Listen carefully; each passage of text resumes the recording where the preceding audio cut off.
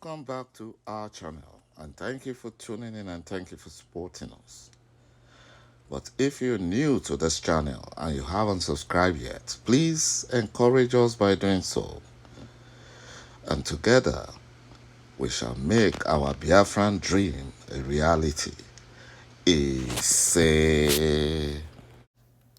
Fear has gripped the Fulani terrorist bandit leaders as the war against their fellow terrorists, Hamas, is about to end the terrorism in Gaza and keep the Gazan civilians safe.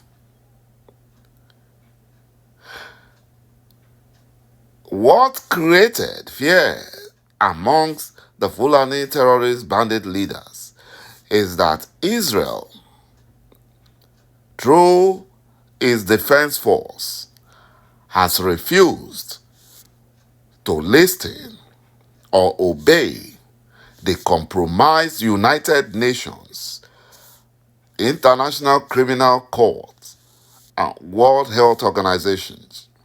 They have refused to obey all their resolutions. The Fulani terrorist bandit leaders are afraid that with the exposed killings at the Abia cattle market, where over 80 Biafrans were killed by Fulani terrorists, with the help of Fulani-controlled Nigerian military,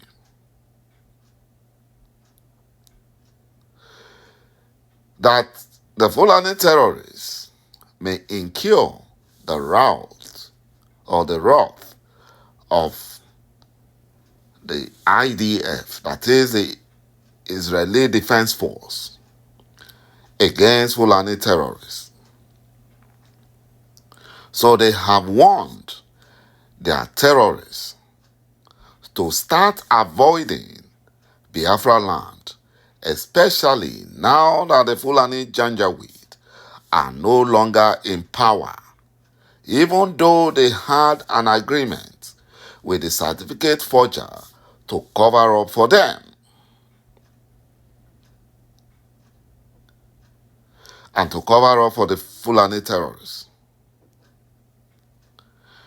But recent happenings is beginning to make them doubt that the current government will cover up for them, as fake Buhari did.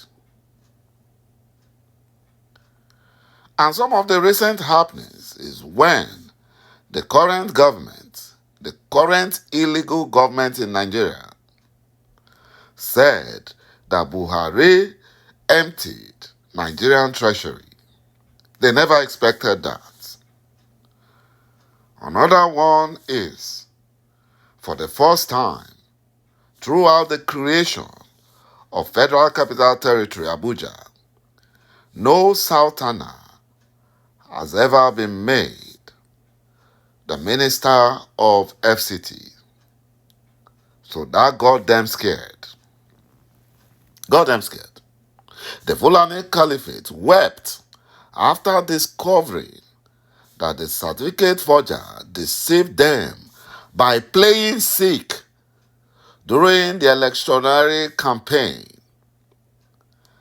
And he also gave them a dummy, the Muslim ticket, before the fraudulent selection process.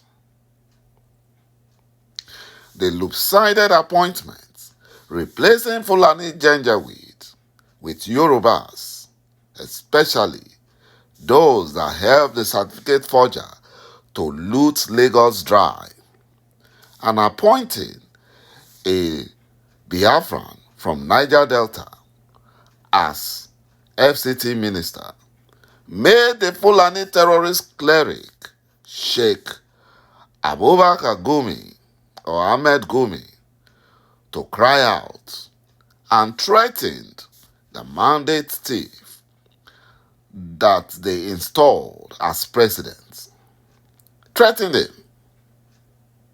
Yet, Gumi was not arrested or prosecuted, whereas Mazi Nnamdi Kanu, who never said anything close to what Gumi said, was kidnapped in Kenya and renditioned extraordinarily back to Nigeria and held captive in a solitary confinement prison at the criminal DSS facility, despite being discharged and acquitted by Nigeria's second highest court, the Court of Appeal.